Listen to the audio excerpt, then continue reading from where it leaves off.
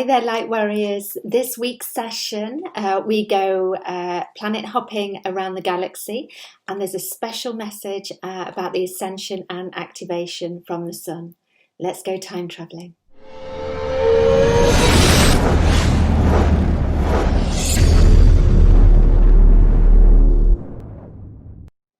Hi there. Frequently, I get a session that makes me see things from a different perspective or allows me to expand my consciousness just that little bit more. And this session was no exception. This session brought forward a message from the sun. And to be honest, I'd never thought of the sun as being a living, breathing entity. We think of Gaia as being alive and as giving life. And in fairness, I've always thought of the sun as a portal, as a functional portal. But in this session, he is so much more, so much more. And so I'll just read from the script. As usual, I took on board your constructive criticism from my video, and certainly until I get some better kit for doing videos, I think I will just leave that there for a while. But let's get on with this session. Let's get on with this. It feels very dry, very arid. Does it feel like daytime or nighttime? It's daytime. It's hot. It's very deserty. Red earth, rocks, sharp splintered rocks, quite angular. Do you feel you have a physical body? Look down to where your feet might be. What do you sense or see? I don't think I have feet. It's just the red earth as I look down. And as you look down, tell me more about what you're seeing. I don't see any signs of life anywhere. So it just seems quite deserted there. There's no sign of life, no insects, no planets, nothing. Just hot, red earth. Look up to the sky and describe what you see for me. It's dark, but I said it was daytime because it's hot, but it's dark. She's like, doesn't really make sense, but it was dark. Is there anything in the sky that looks different or significant at all? There are stars and it feels vast. And as you look around, is there anything that you feel particularly drawn to go and look at? Close to where I landed, there's this outcrop that caught my eye. The rest is just vast, barren, red. But this rocky outcrop, its shape, the shape of it, the shape of this outcrop, it's like big fins coming out of the ground. So what shape are they? I can't quite put the shape into words. They're very sharp, very angular, like big fins. Do they have a particular purpose? What's the purpose of these rocks? If I look at the rocks, they're just rocks. But if I really feel them, they're supercharged. And then at this point she said, oh God, the energy coming off them is massive. It's massive. The energy is huge. The colour of the energy is electric blue. How's the energy coming out? Through the top of the fin, through the apex. Where's this energy going to? It's being projected out into space. It's being transmitted. It's a transmitter. So why is it transmitting this energy into space? What's the purpose of that? And she said, I'm going to feel the rock again. What does that feel like? The energy is just so strong. Pass your hand in front of your face. What does it look like? I don't think I have limbs. Look down to where your body might be. Do you see or sense anything there? I have shape, like an aura, a field of energy that can move. Is it a human type shape or do you take a different form? I'm currently sort of a semi-ovalish shape, but I can change shape if I need or if I want to. So how do you move about? Do you walk or do you get about a different way? I place my intention. If I want to move the rocks, I'm there. So if I want to move to the rocks, I'm there. Tell me more about this rock shard. Do you feel like you're on Earth? No, I'm not on Earth. I want you to tap into your inner knowing. What planet are you on? My first thought was Mars. Right at the beginning, as I landed, I thought I was on Mars. So this energy that's coming out of this shard on Mars, where specifically is it going? It's for our solar system, not just for Earth. It's for the whole of the solar system. What does this blue energy, what does it bring into our solar system? Does it bring a positive or a negative impact? So it's important and it's very specific. I know that. I'm being shown the whole solar system. So it has a specific purpose within the whole solar system. It feels, it's very direct. It's very strong and I need to feel it. So I said, go ahead, amalgamate your energies to that energy field to allow the information to come forward. It's an inner knowing. All the knowledge and answers are within. How does that feel to connect again to that energy? So it's a transmission of absolute clarity. It's the most clear. It just gets rid of all the debris and the clutter and the nonsense. And then she made me chuckle. Excuse my French. It gets rid of the bullshit. So it's removing all the low frequencies. Yes, absolutely. There's a clarity and directness so that we can get on with what we should be doing, what should be happening. Yes. So the energy that's for Earth's solar system, is it coming directly to Earth at the moment? So I feel that this is why I couldn't say earlier that it was coming just directly to Earth, because Earth is getting a bit of it. It's getting a bit, but it's not getting the full dose at the moment. It's a little bit, just a little bit. Yes, Earth's not quite getting the full dose. Why is that? Is that the way it should be? Or is something preventing Earth from getting more? It's not time. It's not time for Earth to have the full kind of dosage yet. So, well, when will it be time? It will be time. It will be time. I sounded a little bit impatient then, didn't I? It will come. It is coming. We know that time doesn't exist, but if you were to put a time on it, would it be months or would it be years? So I can see Earth and I can see where the energy is filling the solar system. But where Earth is, there's like something around the perimeter of the Earth's atmosphere which is not allowing the energy to come through just yet. Something is buffering it. If we were to put a time frame on it, and then she was thinking, within 5 years. Tell me more about this buffer.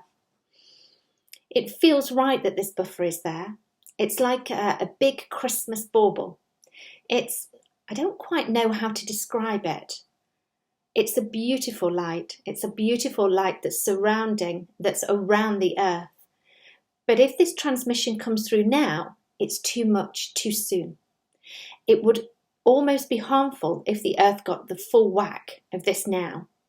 So there's this beautiful light buffer allowing a little bit of light to filter through. This enables the inhabitants of Earth and the Earth herself to start to feel the essence of that vibration and to adjust to that. What does this energy feel like? Oh, I've lost my place. Sorry. What does this energy feel like? Will humans know? Will the humans and entities know that they've come into contact with this energy? Gaia, the Earth herself, will. She'll be ready. She's just welcome, open, and she's receiving.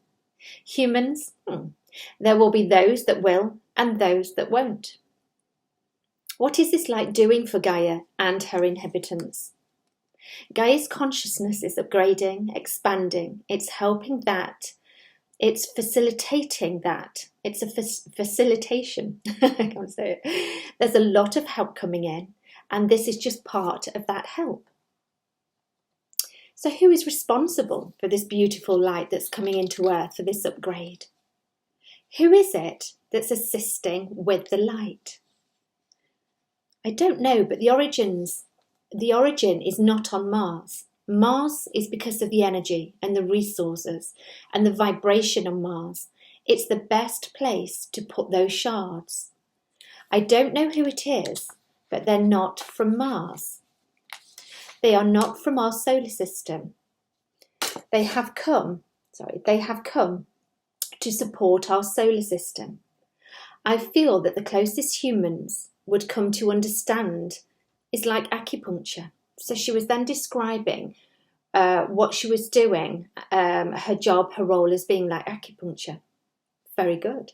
So this buffer that's around the planet, who's put that in place? Is this a human thing or is it galactic help? It's not human because they don't know this energy is there yet. The buffer, it's not the same energy that has done the shards, a different group, but they are working together. As I count back, you will see those beings now. I am the one who's put the shards on Mars.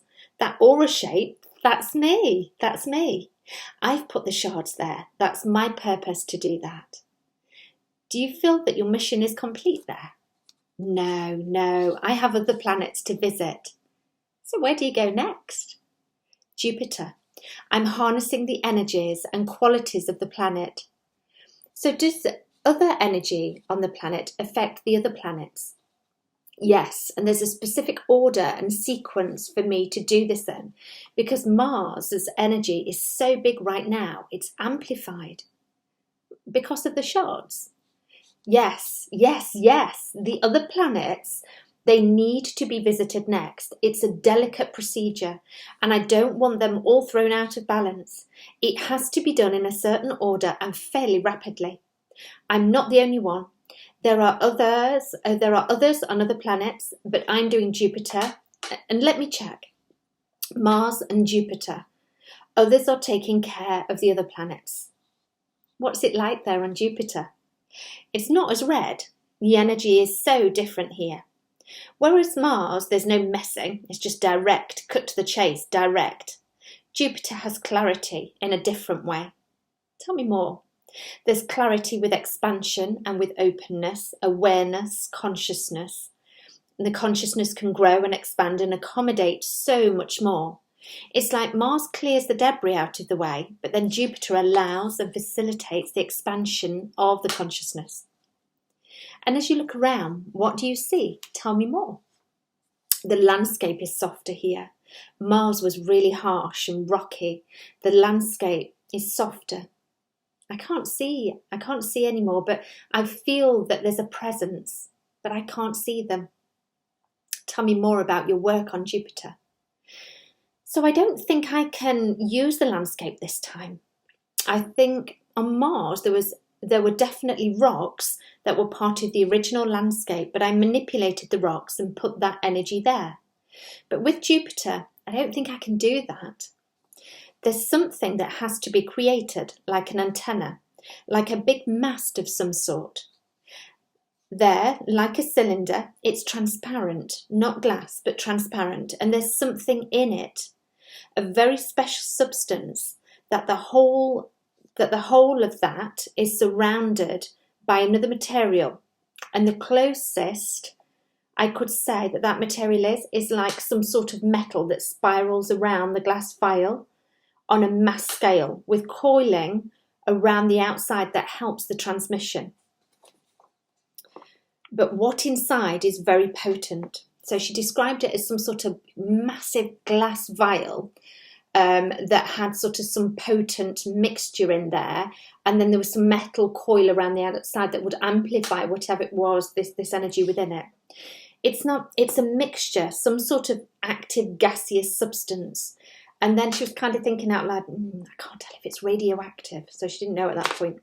Not sure. Some sort of mineralogy that's not from our solar system. So something that wasn't from Earth or from our solar system. Now connect to that inner knowing about the antenna. This antenna is for the heart. Oh, she got really excited at this point. It's for the heart. how does the energy come out of the cylinder? How does this work? It's right at the top. It will point to the Earth. I get the sense that the other beings on the other planets, you know how humans have light beacons. It's like all these beacons are lit around the solar system. They aren't beacons, of course, but as an analogy, it reminded her of the beacons. But they are synchronized, and Jupiter is important in the sequence because once everything is in place, then this will just, it's for the hearts, for expansion. So she was explaining that once all these beacons and other planets are in alignment, and then they all go off, and it's for the heart, and it will help the expansion. Is it the planets that have to be synchronized, or is it the technology that you've just installed?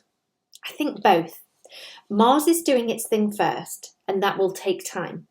It's not just about the adjustment of energy. The energy from Mars is for the whole solar system.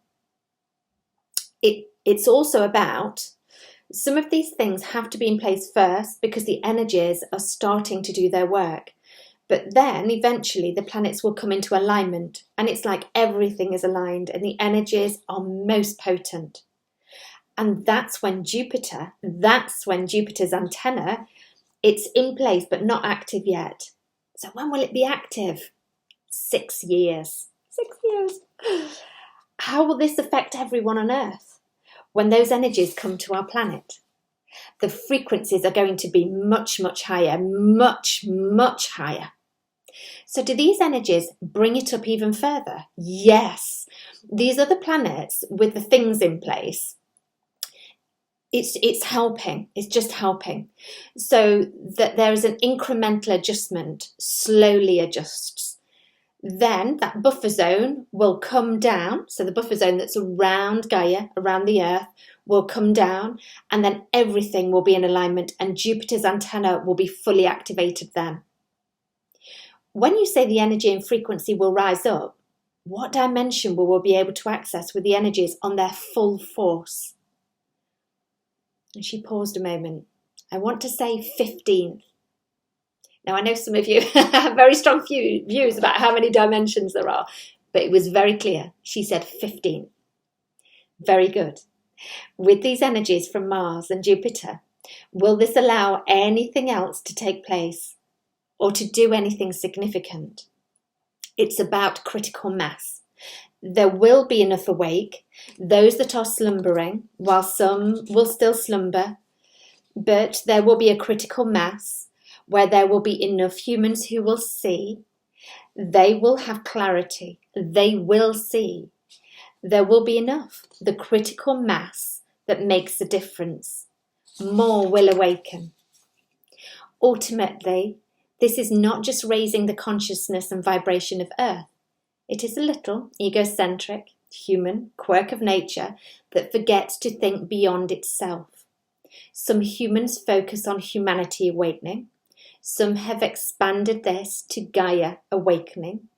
But this evolution of consciousness is for the whole of the solar system. This is just one aspect of support at this time of consciousness evolution for this particular solar system.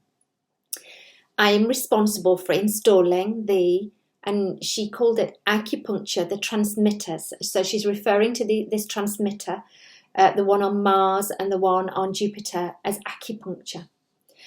For Mars, the rocks, and the Jupiter transmitter. All the other planets have already had or will receive the same help and the same healing. Mercury and Saturn already have theirs in place, focusing on communication and wisdom respectively. I refer to it as acupuncture transmitter because this is what it does, and I do not have another name for it. It is acupuncture because it is healing for each specific planet. It is helping to raise the consciousness and vibration for each planet as a being in its own right. It is a transmitter because of the energies that have been harnessed and amplified are being sent out to the whole of the solar system. It is helping the solar system to heal itself by amplifying its own healing resources from within. It is important to appreciate the interconnectedness of the solar system Like the human body, if one part of the whole is out of balance, the whole system is affected. The acupuncture transmitters are installed at a very specific time for each planet, depending on its alignment with the other celestials. This timing is to ensure maximum potency. The buffer around the Earth will release once there is a very specific alignment of all planets. Then there will be full activation. This will commence 2025 and into 2026. Those more sensitive or attuned to the heavens may already be able to feel and upgrade from the frequencies already coming through in a diluted form through the buffer. Earth has had many acupuncture transmitters already over the millennia, and then she mentions the pyramids at that point as being one of them. So then we moved on.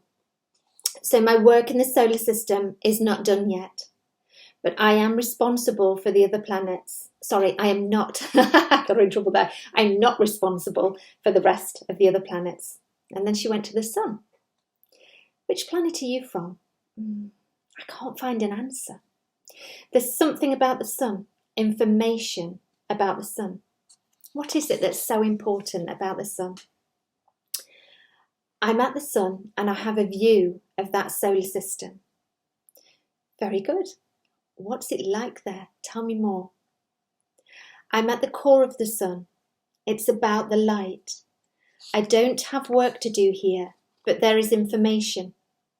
The sun wants humans to recognize it's a conscious being, as the earth is a conscious being. I see. Is the sun helping us at this point in our transition, our ascension? The sun cares so very much. And at this point she was, you could feel the emotion. It's like the sun just cares so very much. It's like the solar system. The solar system is her baby. I don't know which. Anyway, the sun cares so very much. It matters. It really matters. So at that point when she said, I don't know which, she was just trying to figure out whether the sun was a masculine or feminine energy. It doesn't matter. The sun cares so very much. It really does matter. How is the sun helping us at this time? What is he or she doing? It's all about the light. There's something about the intensity of the light, the vibration of the light. Yes, that's it. There's something in the light. Yes, it's the sun's consciousness. It's the sun's consciousness that raises higher. And then this is encoded with the light. And then this is the encoded light that's then transmitted to Earth. Excellent. How is this helping humans? Is it helping in a physical way, or is it a more esoteric way? Both. The sun is urging us to see her light, to step into her light. There is so much sunscreen, so much block. She understands her light is powerful, that the skin is delicate, but there needs to be physical access, as much access. There has to be windows in the homes. Face east and west. Watch the sunrise. Watch the sunset. Take in my light. Take in my light. Is the sun managing to come through the barriers that surround the earth? That was concerning me a little bit, that we've got this big barrier around the earth. Yes. And of course then, I was thinking about the chemtrails and, the government that have been spraying for years and years and years, doing God knows what toxic pollution. And so I wanted to ask about that. Of course, we're very aware of the government having been using chemtrails in the skies. Is this affecting the ability of the rays to get through, the pollutants? This saddens her. The quality of the air saddens. And then she thought, okay, it's a bit of an inconvenience, but that's it. Absolutely no match for the sun. Absolutely no match. The light will come through. It will come through. We need to look at and allow the sun to penetrate our skin when it's safe to do so. Yes, as much as possible. Do that as much as possible. And how will that affect our bodies? What will happen when we do that? The light will come in, and it's nutrients for our DNA. I love that. Nutrients for our DNA. What does it do to our DNA? Anything specific? Restructure. It will restructure. Will this restructuring allow those that are sleeping to awaken? Not necessarily. Not necessarily. There are some that, if they stay in their darkest rooms in front of their TV, they will stay asleep. But that's okay. That's okay. So the beautiful rays of sun come through the windows, but it's better to be outside. Yes, yes. So that was an incredible session. I absolutely loved it, and I'm so grateful to the lady that let me share that with you. I hope you're managing to keep your frequencies as high as possible, living your best life, doing only things that bring you joy and bring you happiness, dance and sing and just be joyous. Find love in everything. That's the key. When I'm out and about, outside these four walls, it can be challenging, absolutely. But you have to just flip things around. So when you see something that instantly lowers your frequency, look at it from a different perspective. See it from the point of view of love. That's the only way to do it. That's the only way to do it.